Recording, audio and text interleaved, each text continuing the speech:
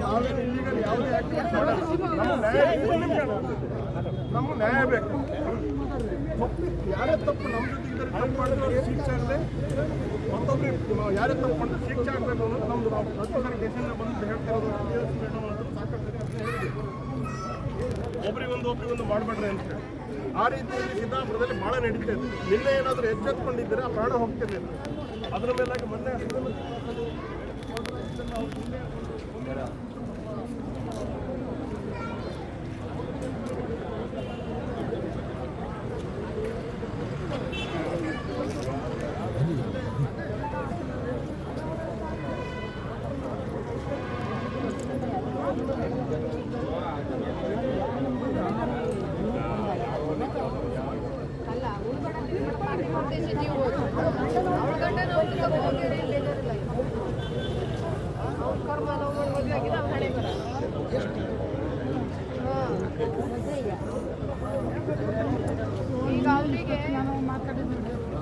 ಒಬ್ಬ ಜನಪ್ರತಿನಿಧಿಗಳಲ್ಲಿ ಇಲ್ಲಿ ಮಾತಾಡ್ಲಿಕ್ಕೆ ಸಂಬಂಧ ಹೆದರುವಂಥ ಪರಿಸ್ಥಿತಿ.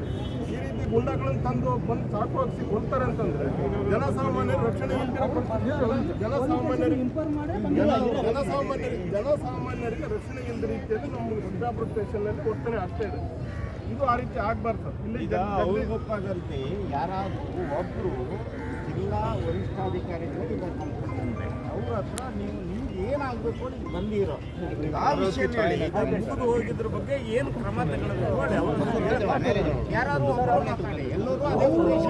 ಇನ್ನೆರಡು ಜನ ಇದ್ದರು, ಅತಿ ಬಡವರಿದ್ದಾರೆ. ಈಗಾಗಲೇ 5 ಲಕ್ಷ ಇವನು ಪರಿಸ್ಥಿತಿಯು ತುಂಬಾ ಹದಗೆಟ್ಟಿದೆ. ಇವರು ಬೆಳೆಸುವುದೇ ತುಂಬಾ ಕಷ್ಟ ಆಗಿದೆ.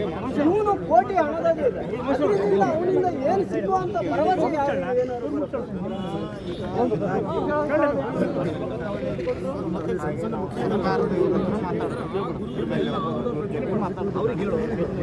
ಈಗ ನಿನಗೀಗ ಬೇಕಾಗಿರೋದು ಕೊಲೆ ಮಾಡಿರ್ತಕ್ಕಂಥ ವ್ಯಕ್ತಿಗಳಿಗೆ ಕಠಿಣ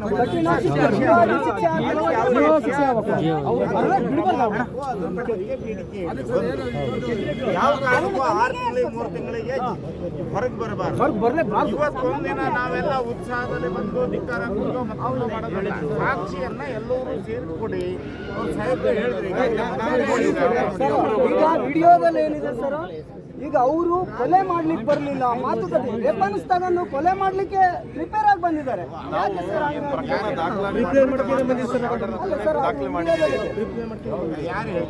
ಆಫೀಸರ್ ಕೊಟ್ಟಿದ್ರು. ಸರ್, ಅದು ಆರೋಪಿಗಳಿದ್ದಾರಲ್ಲ ಅವ್ರ ತಾಯಿ ಹಾಕಿಲ್ಲಿದ್ದಾರೆ. ಅವಳಿಗೆ ಸೆಕ್ಯೂರಿಟಿ ಕೊಟ್ಟಿದ್ದಾರೆ. ಸೆಕ್ಯೂರಿಟಿ ಇಲ್ಲ, ಪೊಲೀಸ್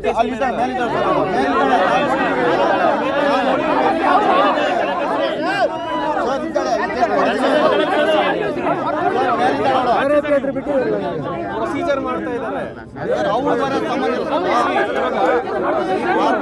ತಾಯಿಗಳು ಬರಂಗಿಲ್ಲ. ನಾಳೆ ಅದ್ರ ಸಾಕ್ಷಿ ಆಗುತ್ತೆ.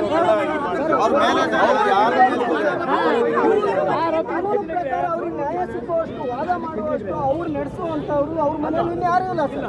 ಹೇಗೆ ನ್ಯಾಯ ಸಿಗುತ್ತೆ? ಅವಳಿನ ಮಕ್ಕಳು ಸಾಕ್ತಲ್ಲ ಏನ್ ಮತ್ತೆ ಇವ್ರ ತಂದೆ ತಾಯಿ ನಮ್ಮ ಊರಾಗನವ್ರು ಹೇಳೋದೇನಂದ್ರೆ ಒಬ್ಬ ಪೇಷಂಟ್ ಆದವರು ಈಗ ಅವರು 5-6 ಲಕ್ಷ ಖರ್ಚು ಮಾಡೋಷ್ಟು ಸ್ಥಿತಿಗೂ ಇಲ್ಲ. ಆಮೇಲೆ ಇಲ್ಲಿ ಬಂದಂತ ಏನು ಕೊಲೆ ಮಾಡಿ ಬಂದಳ ಆ ವ್ಯಕ್ತಿಗೆ ಒಂದು ಮಗು ಅಂಗನವಾಡಿ ಹೋಗತಿ, ಒಂದು ಮಗು ಸೆಕೆಂಡ್ ಸ್ಟ್ಯಾಂಡರ್ಡ್ ಆಗೈತಿ. ಆ ಮಕ್ಕಳು ಸಾಕ ಜವಾಬ್ದಾರಿ ಅಂತ ತೆಗ್ತಾರೆ. ಇವರು ಏನೇನೋ ಮಾಡಿ ಬಿಸ್ನೆಸ್ ಮಾಡಿ ಏನೇನೋ ಕೋಟಿಗಟ್ಟಲೆ ಮಾಡಿ ಅವರಿಗೆ ಜೀವ ಇದಕ್ಕಾಗಿ ಅವರಿಗೆ ಏನು ಅನುದಾನ ಬಂದಿದೆ ಅವರಿಂದ ಇವ್ರಿಗೆ ಕೊಡ್ಲೇಬೇಕು ಸರ್. ಇದು